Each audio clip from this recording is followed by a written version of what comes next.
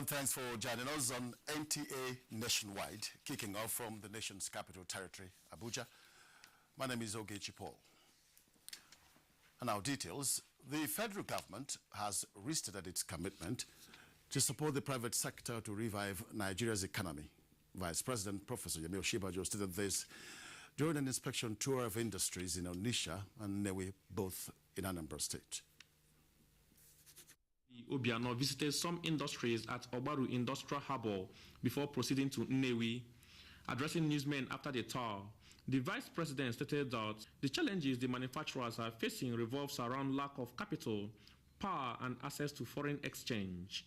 I'm here, on the instruction of Mr. President, President Muhammad Buhari, to see for myself firsthand the types of industries that are going on locally.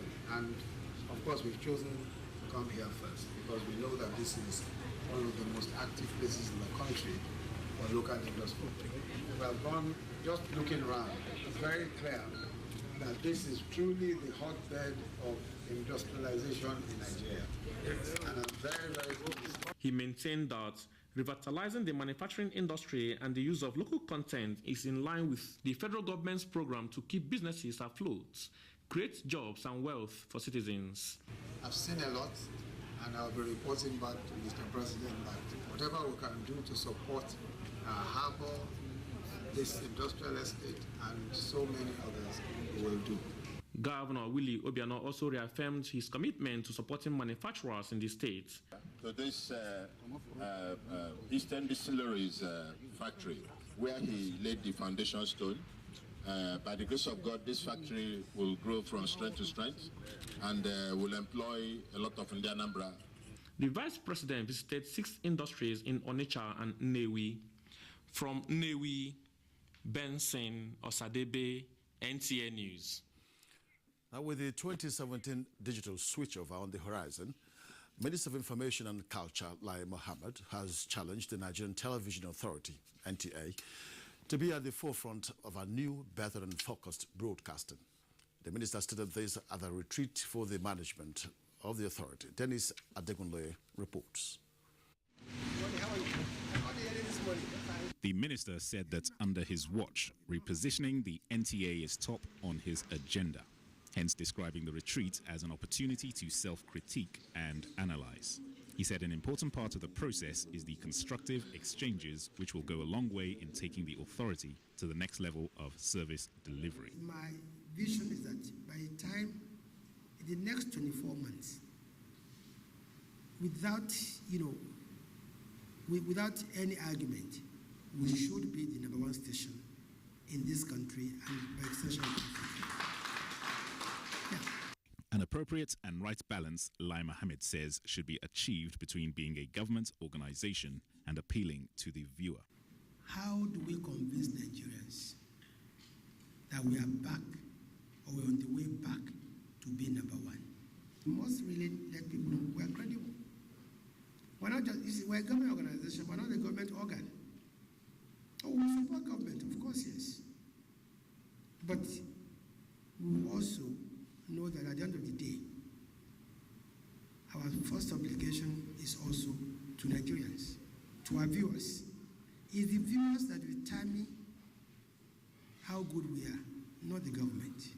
Director General of the NTA, Yakubu Ibn Mohammed, said since the NTA can be restored to its former glory, his tenure will ensure all hands will be on deck to achieve this objective. This kind of event gives one a reason to be happy about how proactive and forward-looking our system is becoming, especially as we battle with obvious impediments bedeviling our practice. The actualization of this event for which we are here gathered is to a large extent a function of the leadership and direction of one man, Alhaji Lai Mohammed, the Honorable Minister of Information and Culture. I cannot thank him enough. I am confident that this wonderful opportunity presented us today will help us chart a new course of innovating action that will usher us into the digital era of broadcasting. The retreat had as its theme positioning NTA for better performance. In Abuja, Dennis Adegunloye, NTA News. Well, the next set of stories targeted at the women's falls begins with the push for the enforcement of the Violence Against Persons Act, which should be a major step to quell the rise in violence against women. This was a submission of guests on NTA's flagship program, Good Morning Nigeria, while discussing the topic, violence against women in Nigeria. Oyemi Ajayi reports. There are different causes, for example, external family interference, the husband getting drunk and coming home and beating the wife. But everything, the fulcrum of all this problem is financial empowerment. These are some causes of violence against women in Nigeria, with high rates in Kano, Kaduna, Lagos and Port Harcourt. Gender-based violence has continued to be on the rise in the country. Guests on Good Morning Nigeria said this is quite unacceptable and needs to be curbed. They agreed that some of the perpetrators of these acts hide under the traditional practice of the society, which gives a window for such acts to scale through. Various manifestations of violence also, we should not forget about the culture and the tradition. Say cultural. You see that if people look at it sometimes that if you're being beaten by your husband, you're not supposed to talk, or you're not even supposed to go and even complain to your parents.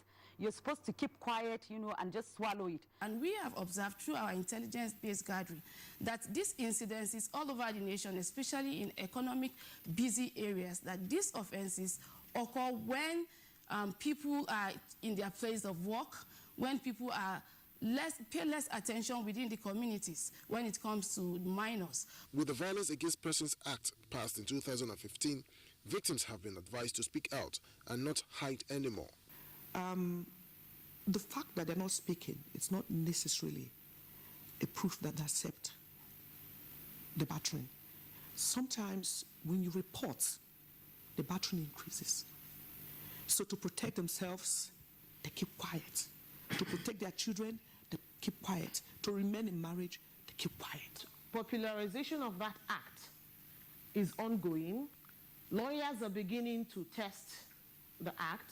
The guests, however, agreed that married couples should always seek advice of marriage counselors in order to solve some domestic issues rather than resorting to violence.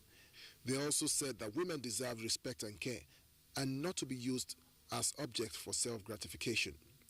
In Abuja, Oyemi Ajayi, NTA News.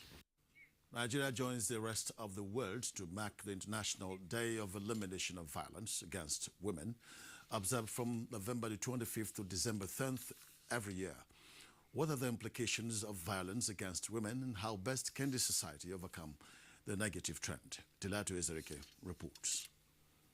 Violence against women is considered as an act of gender-based violence that causes physical or psychological harm or injury to women. Forms of violence against women include domestic violence, workplace sexual harassment, child marriage, female genital mutilation, rape, and war.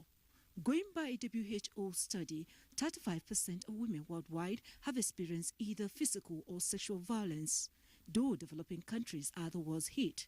For instance, approximately 130 million girls and women have experienced female genital mutilation. In Nigeria, major concerns for many is the spillover effect of Boko Haram insurgency that makes women and girls vulnerable, and the increasing speed of domestic violence and rape that are on the increase. The day is meant for special people like us, because I'm a victim of domestic violence. My daughter is a victim of child abuse by a steward in our house. However, there are interventions and legal framework like the Violence Against Persons Prohibition Act, VAP, under which issues of rape attracts 12 to 20 years imprisonment without any option of fine. The act at the moment is the only act that prohibits all forms of violence against persons, both in private and public life. Violence is wrong. You understand? And the thing is that I think our court should begin to convict offenders under the VAP Act. There are also much more, especially in closing economic gaps that portray poverty as the face of a woman. There is this program that the Federal Ministry for Women Affairs specifically for women, where women at all levels to access funds ranging from 10,000 up to 100,000 with no collateral, no.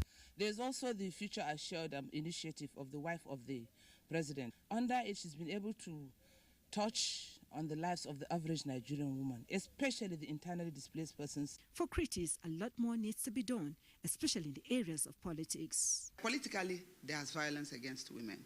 Number one, if you look at the political party structure, they reserve just one position for us, women leader. The stereotypes are gradually eroding, and even the young girls are going to fields that were originally thought to be men-only fields.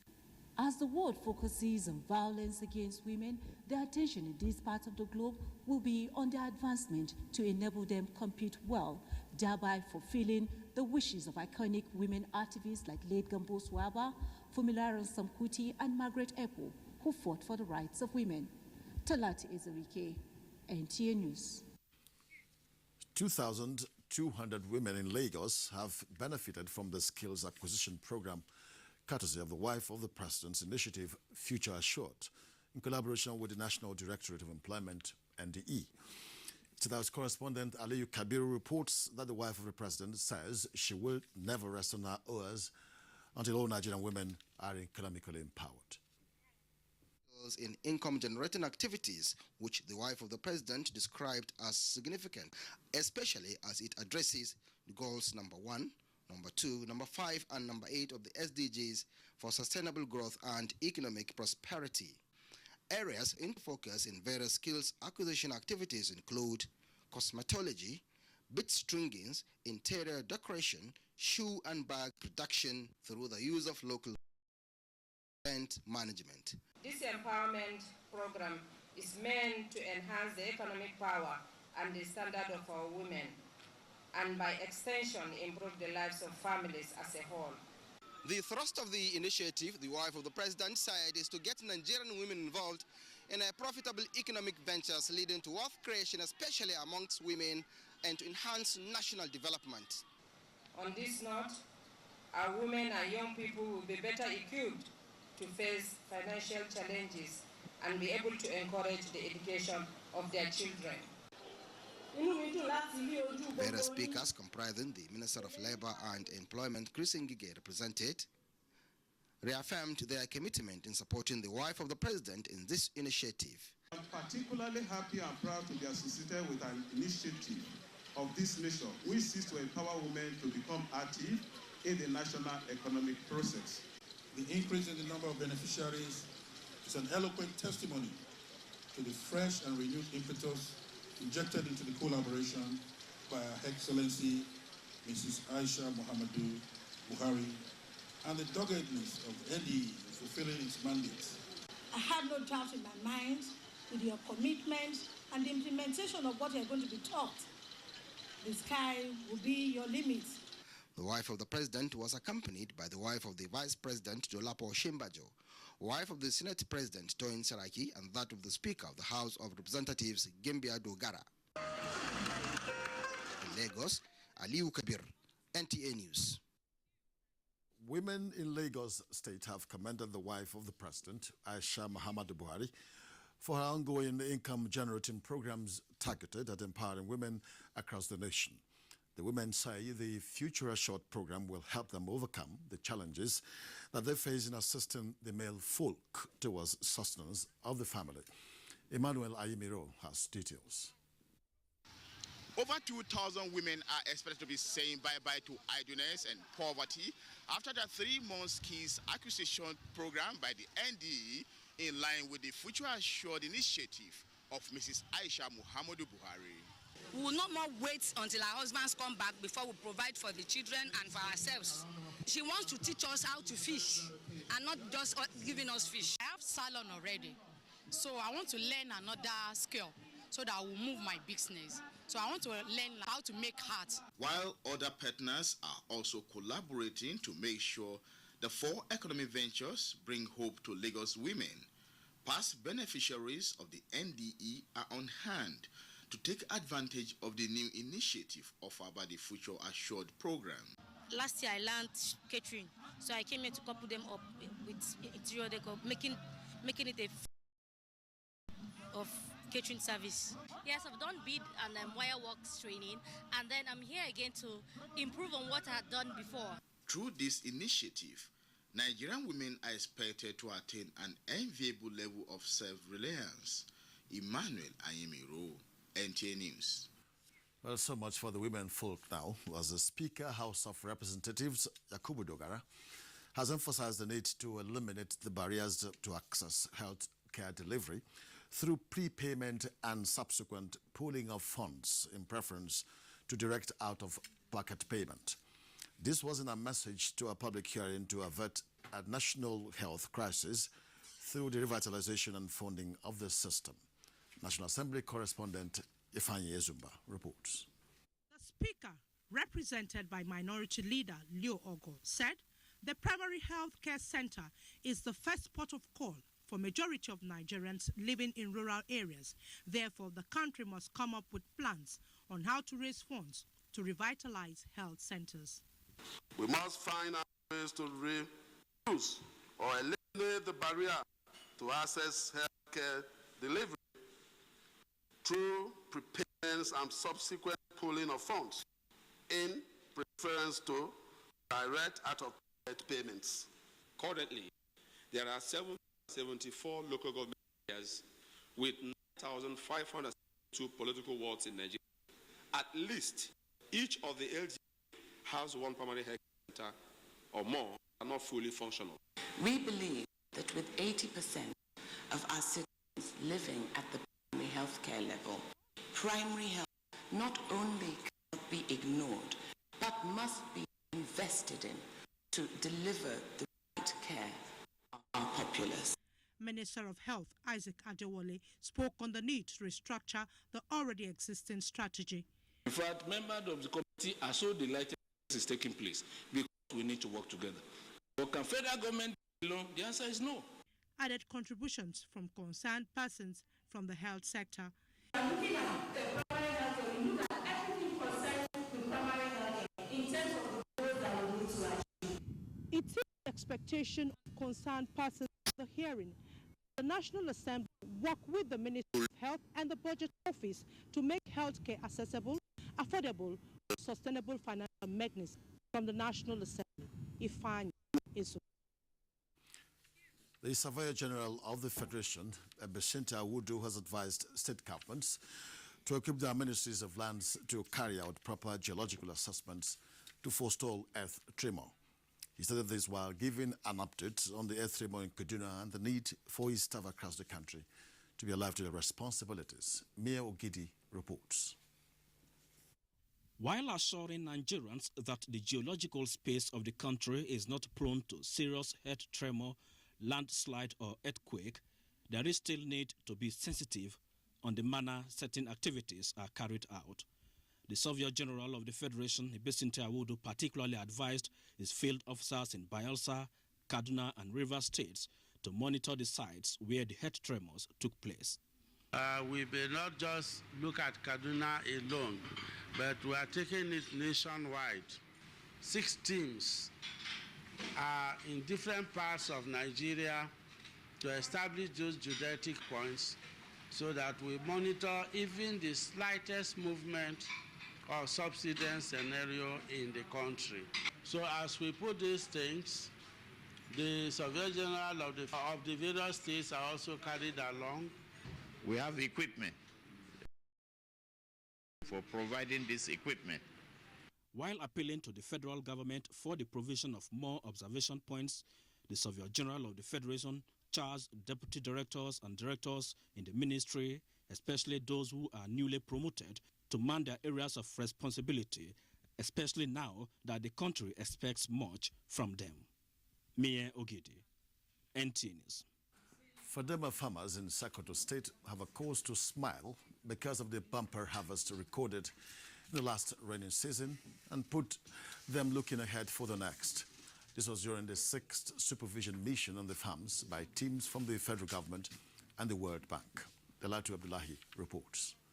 Interacting with farmers in Raba, Goronyo and the Wurno local government areas of the state, the farmers delighted over their bumper harvest were full of gratitude to Fadama 3 intervention program of the federal government and find that the program, if expanded with additional hectares of land for cultivation, will guarantee food security of the nation. Minister of Agriculture, represented by Dr. Rio Mai, said the team's visit was to see how possible the federal government can address key challenges facing farmers in Sokoto State. National Project Coordinator of Fadama 3 Additional Financing, Tayo Adeomi, who was impressed with the findings of the supervision mission team, says, the output is, before our intervention, in 1 hectare of land they were getting between 50 to 60 bags. Now with Fadama intervention, they get between 80 to 90 bags. In their separate remarks, Commissioner Sokoto State, Minister of Agriculture Omar Nagwari Tambol, and the State Coordinator for the 3 Project Additional Financing Bashir Mustafa assured of proper preparation and implementation of project activities in accordance with the World Bank guidelines and procedures. The delegation had earlier paid a courtesy visit to community and traditional leaders in Sokoto. Dalata Abdullahi, NTA News. The Federal Minister of Environment is worried that if proactive measures are not taken immediately, posterity may not have enough land space to survive. The fear was expressed by the Minister of Environment, Amina Mohammed, in interaction with visiting officials from the United Nations Environment Programme, UNEP, in Abuja. Mio Gidi has that report. Deforestation, bush burning, oil pollution, non-observance of environmental impact assessment in programs execution are some human activities that threatens forest expansion. The Ministry of Environment and the United Nations Environmental Programme, UNEP, therefore engaging in intensive discussions on how to bring in states and local governments to carry out afforestation programs as well as the practice of environment-friendly activities. So government right now, I think through the 3 tiers, is looking at better approaches. In environment, for instance, we have a World Bank program, NewMap, and we are alerting state governments and showing them how they can get the right policy framework, the regulatory environment, and then speaking to the people. The UNEP delegation is in Nigeria, meeting relevant organizations on how to promote sustainable land use in the country. Mie Ogidi, NTA News. The Federal Road Safety Corps, FRSC, and the African Development Bank, ADB, are strengthening their partnership to ensure a safer road environment in the country. Co-Marshal Boboyo Yeyemi, in a meeting with the officials of the bank at the FRC National Headquarters in Abuja, reaffirmed the Corps' determination to restore sanity on Nigeria's highways. Oyeyemi Ajayi has that report. The challenges of road safety management and the effect of road traffic crashes on the socio-economic development of the African region has continued to generate concern, and stakeholders have been talking with the Federal Road Safety Corps, since road safety is the responsibility of all. This time it is the turn of the African Development Bank in Nigeria. The bank officials led by Nwela Aaron Katambola says the bank will demonstrate its concern for safety of lives and property of the people through its support to relevant institutions by engaging in road safety reforms on the African continent. Apart from giving consideration to some road corridors across Nigeria, the bank also promises to explore other areas of assisting the Corps to manage its roadside clinics established across the country. FRSC Corps Marshal Boboyo Yeyemi says through public enlightenment and enforcement programs, the Corps has been able to record high level of sanity on the country's highways. And that we have to keep in also by looking at it to reverse the trend of crashes, to a manageable size, and to be among the 20 safest nations in the world. We believe the more we get support, and the better we can be able to attain this. He expressed FRSC's readiness to continue to embrace all hands of fellowship that will aid the Corps to fulfill its mandate. In Abuja, Timothy Yusuf, NTA News. And to a bit of sports now. Super Falcons aim to top Group B with a win against Kenya Saturday in Cameroon as Manny Pacquiao knocks out retirement talks. Kenya Mobotika brings us details on Sports Update.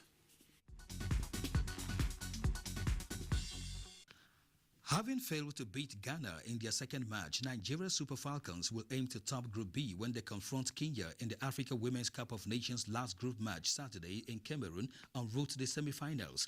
Ghana, who have a game against Mali, are tied on 4 points with Nigeria, although the 7-time champions are currently leading the group on goal difference of +6. The outcome of Saturday's fixtures determines the semi-finals opponents of host Cameroon, who picked their ticket after a 1-0 defeat of South Africa in Group A's second game. The Nigerian Referees Association has begun this year's final lap of national fitness tests for members ahead of the commencement of the 2016-2017 football season in December. The week-long exercise, which is taking place at the practice pitch of the Abuja National Stadium, will feature participants from various zones in turns as organizers leave no room for shortcomings. Football is a game that is dynamic. Refereeing should be as dynamic as the game itself, and we should be seen to be ahead of the game if possible. So soft landing doesn't arise. It's either you are fit or you're not. It's either you are good with the loss or you are not. If you are in, good. If you're out, so be it. The English Premier League enters Week 13 weekend as Tottenham Hotspur visits Chelsea, looking to end their long wait for a win at Stamford Bridge, while Liverpool could reclaim top spot on the table with a win against Sunderland.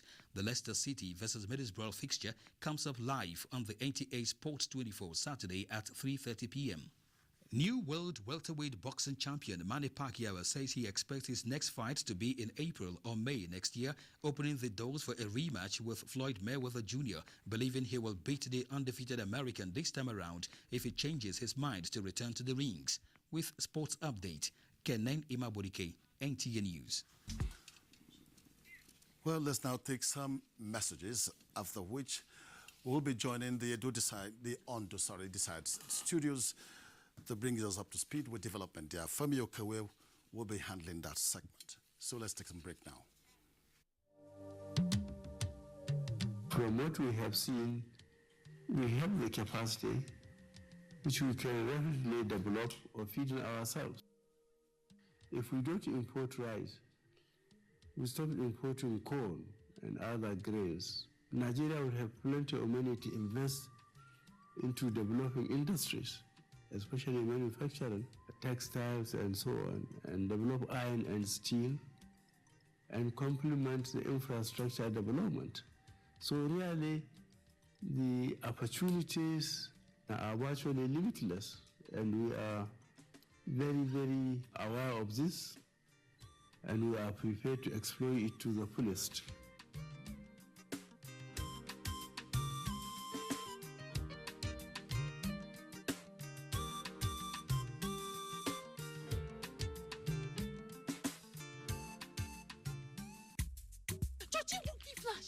I have gone. Yeah, sign to chill. I don't carry on gone. I shoot him for flash. How like this? Flash, I don't die. That's him. Hey, if we move, I shoot. That man at the smoke and something. But small. You know, say flying bullet, you get here. This week on your award-winning comedy series, Professor John Bull, starring Kanayo Okanayo, Funky Malam, Bimbo Akintola, Ime Bishop, Junior Pope, Stephen Odingbe. If somebody are hold on gun for inside the people, what thing are they carry and do? Nobody to shoot the people. And you. Tears there. Jumo baby with a big. Informer. You see him for your eye, wearing shoot flash. Yes, sir.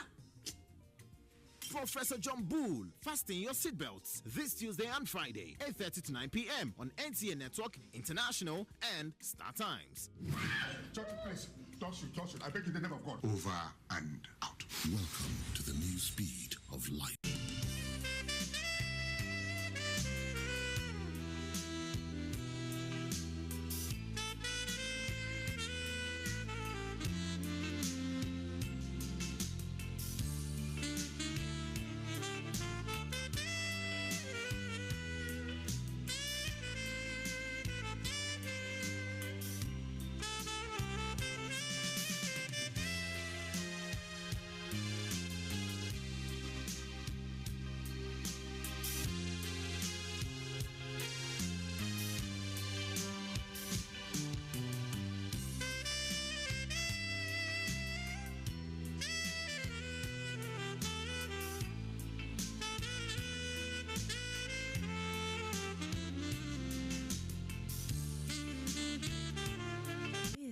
Is truly home away from home.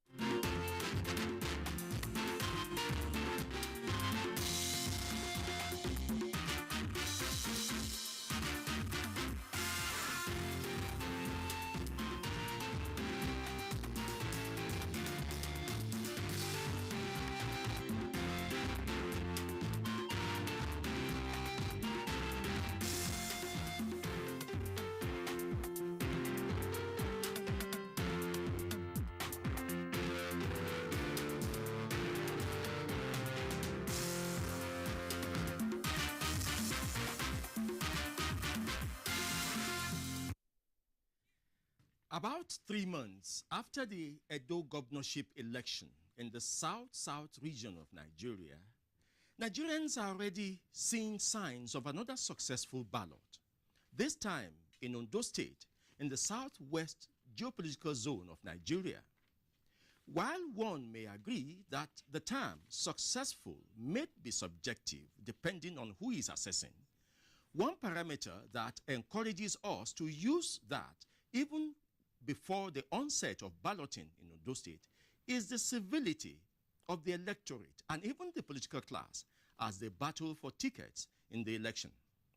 That is why we at the Nigerian Television Authority are particularly delighted to have you join us again as we look at preparations, conduct, and results of the Ondo State governorship elections, a package we call Ondo Decides. Welcome to the program. I am Femi Okeowo.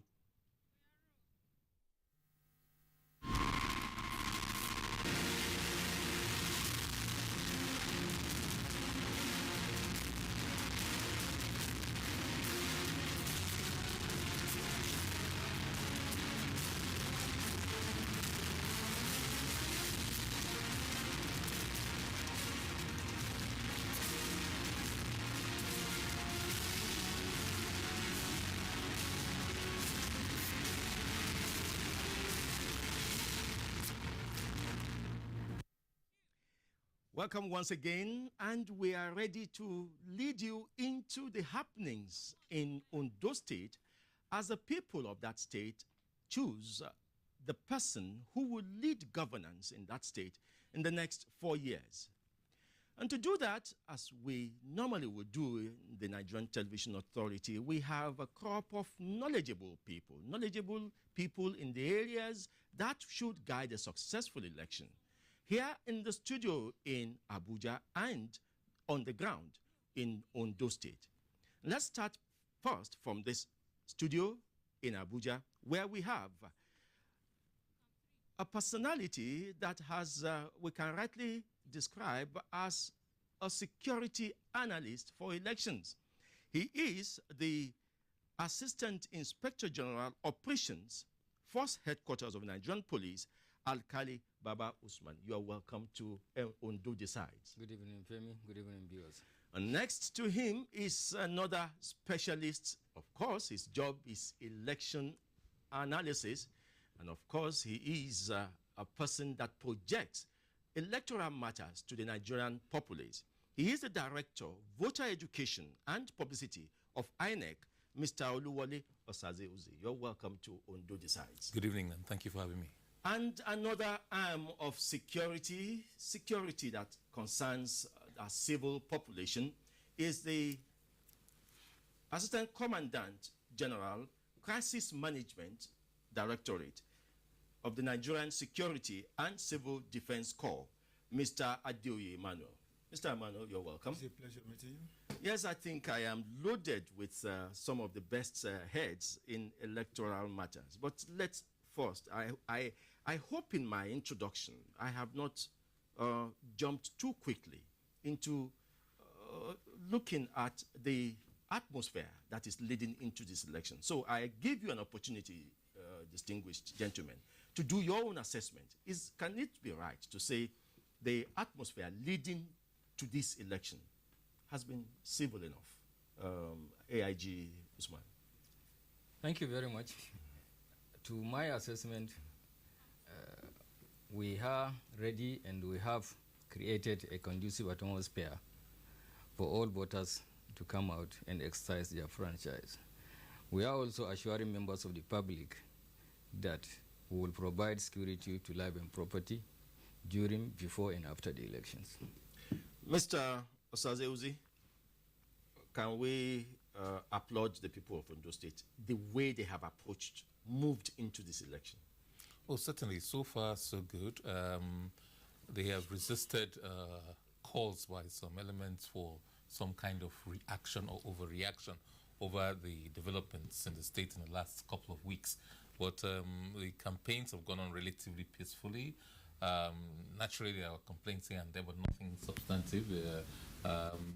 We've monitored the campaigns. We've monitored the use of abusive or hate speeches and language. The rhetoric hasn't been so bad. And by and large, I think the people of Ondo State, although people say they have had a history of violent tendencies, we haven't seen much of that. Campaigns have gone on relatively peacefully. We've not had any serious incidents of people attacking others because they don't agree with their points of view or because they belong to a different political party or faction of political party. So far, so good. And we hope it's in that spirit that the people will turn out tomorrow to cast their votes. Mr. Adoye, you're thinking in this area? Quite correct. Okay. Because government has emplaced a level playing ground for the political aspirants and participants, and with the people who are in security were groomed and ready. I foresee no negative happenings because all the early warnings are turning to positivity. Okay. Let's remain with you. How ready are your people on ground? Give us a picture of what it is with your officers and men on ground. Okay. I want to assure you we are quite ready. In the sense that before now we have been doing some rehearsals within our corps, and I know fully well the history of Ondo State. We are therefore known that we need to in place or forestall any kind of untoward effect happenings. We therefore deployed about 15,000 officers and men to Ondo State. Not only that, these 15,000 officers and men that we have deployed are differentiated into expert forces. Among these, we have the general operators. Among them, we have these differentiated forces like SWAT, that is a special strategic weapon handling tactical unit. Apart from that, we have the counterterrorism unit, we have the disaster management unit, and we have the canine unit, the dogs, to really go to where human beings may not be able to approach. And we have deployed on the contiguous states, Ondo itself, Oyo, Osun, Ogun, and all whatnot. And we have deployed about 6 commandants, 1 ACG and 1 DIG. They're already on ground.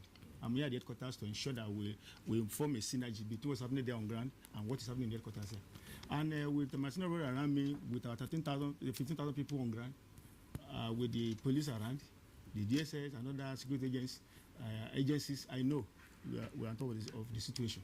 15,000 for civil defense, 26,000 I'm told for the Nigerian police, in addition to those who are on ground. Yes. But then you can still help the Nigerian people know how fortified the Nigerian police are for this election. Yes, our level of preparedness has been clearly indicated by the number of personnel and the logistics we have deployed for the election. Like you said, we have 26,000 on ground. Beside our special forces of PMF, which is about 10 units, we have the EOD component, that is the bomb disposal unit, and we have the marine component. You know, a lot of waterways areas are there in Ondo State. Beside that, we have plainclothes detectives who are from the 4CID and the SIB for intelligence gatherings and so forth. We have about 20 gunboats that are to assist in policing the riverine area of Ondo. We have 12 APC armored personnel carriers for any eventuality. We hope to police each polling station with at least 5 security personnel going by our number. And from the polling stations, we are going to move to the collation centers, the ward collation centers, from the ward collation center to the state collation center. We hope to provide a watertight security for people to come out and exercise their voting rights. Mr. Osazeuzi, I'm sure you know of these figures even before now. INEC are tying all their preparations with these security agencies. I'm sure INEC feels particularly secured with these numbers that's been given. Oh, certainly. As you know, that there's a coordinated approach to security management on election day, prior to the election day, and post-election. And under the auspices of the Interagency Consultative Committee on Electoral Security, which has the police, the lead agency, with all other security agencies and paramilitary agencies involved in that inter-agency committee. Also, Tuesday we were in Akure, and the Inspector General of Police was there with the INEC chairman and large contingent of security personnel. So these things were made known to the public in Akure as well. So yes, we are aware of it. We're quite comfortable with it.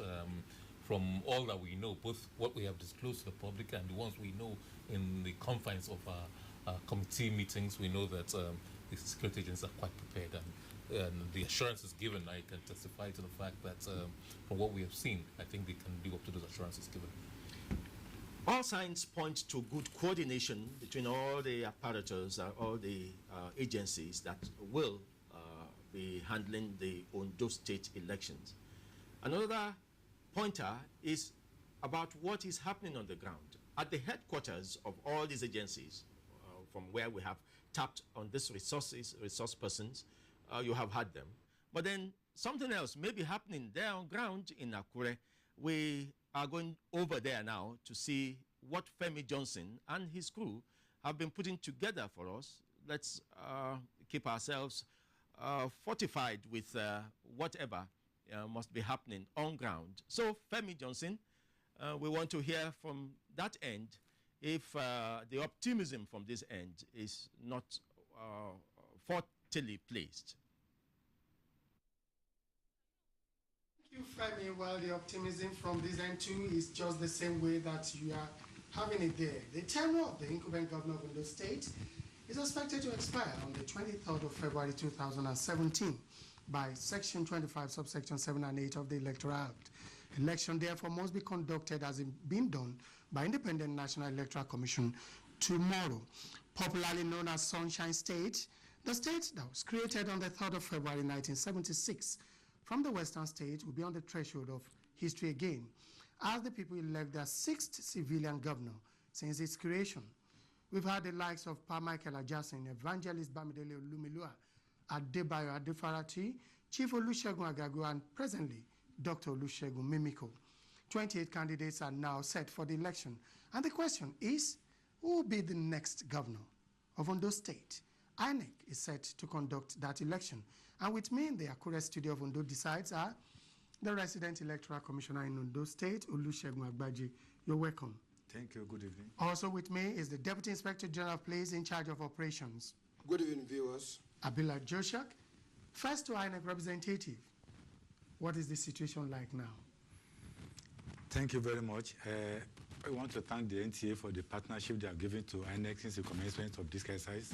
And I will say very confidently and tell our viewers that INEC yesterday collected the sensitive materials from the Central Bank of Nigeria and moved them immediately to all the 18 local government areas in the presence of tight security arrangement made by the Deputy IG here, and also party agents were there. They saw the whole process, the entire process, and they also followed them to the various local government areas. And since morning today, they have been moving because they have distributed them also at the various LGAs, so the various RAs. And now they are moving to RACs, that is registration area centers, where they are going to keep the night with armed security men to give them cover during the night while they are doing the various distribution along polling unit lines. The essence of this rack is to ensure that very early tomorrow morning, our actual staff, corpers, and so on will be able to move very swiftly to their various polling units as early as 6:30, and by 7:30 or thereabout, they should be fully on ground. In the 3,009 polling units across the state, out of 50,007 are being used for this election. They are going to be there, and from there, move to the polling units by 8 o'clock, the process will start. So, are we fully secured? Deputy Inspector General, please. Well, your guess is as good as mine.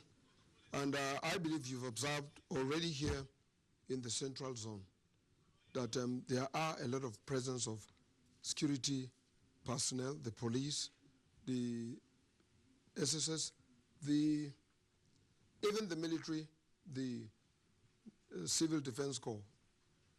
We've done a deployment that is very assuring, and I'm letting members of the public to know that we are ready and we've done the needful, and come tomorrow, everybody will be protected, both persons and their properties.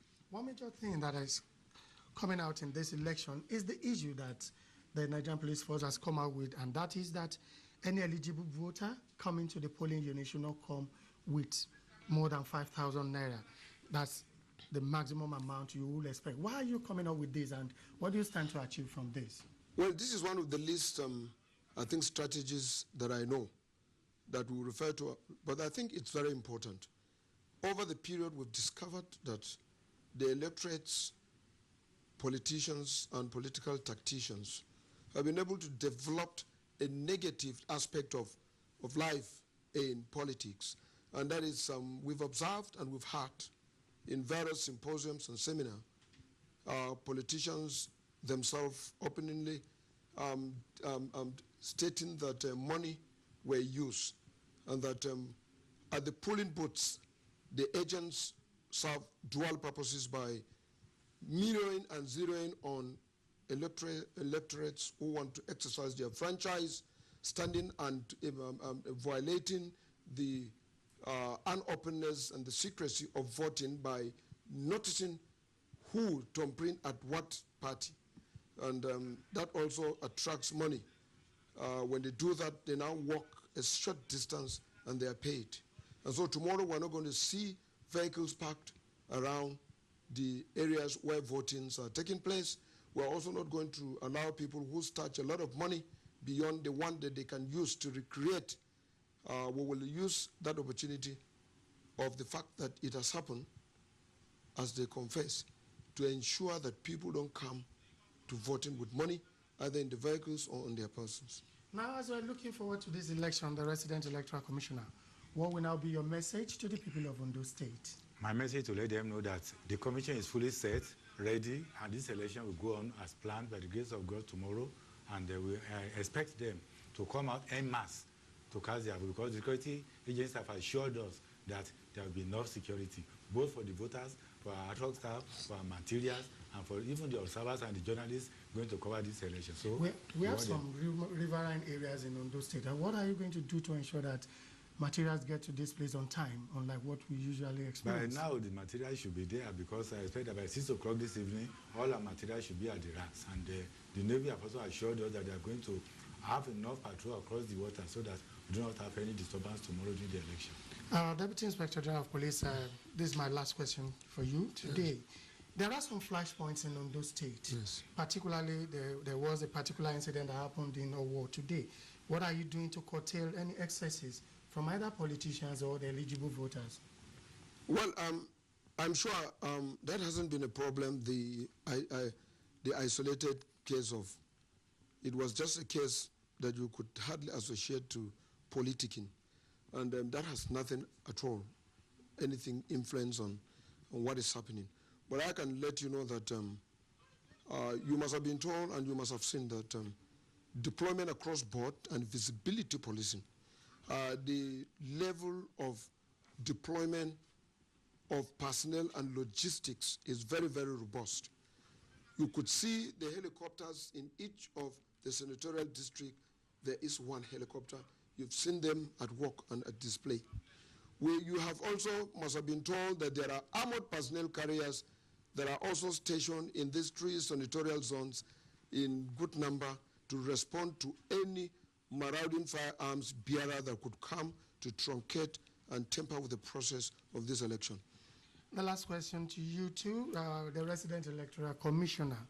So for politicians and also their candidates, what's your last take to them as we look forward to this election tomorrow? I will advise them that they should have confidence in the commission. The commission has done very well.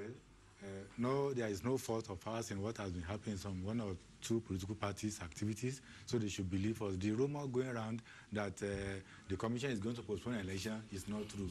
The rumor going around that the returning officer in Edo State is going to be the returning officer in Ondo State is not correct. The rumor going around that the INEC commissioner in Ondo State has been removed is also not correct. So I want them to have a very free mind and trust the commission that is going to do well, is going to be neutral, and ensure that the person that is going to emerge victorious at the end of the exercise will be the person that the voters in Ondo State must have voted for. The person that will emerge as the next governor of Ondo State will be the person that actually the eligible voters in Ondo State have actually voted for. That's how it's going to be from my end there. Olusegun Agbaji, the resident electoral commissioner. Let me say thank you for coming here. Thank you so much. And also the Deputy Inspector General of Police in charge of operations. We thank you too for being with us. Thank you so much, and thank you, viewers. Femi, that's how it is here. And Ondo this side studio will be opened again tomorrow morning by 9 o'clock. We will be waiting for you too. So it's back to you.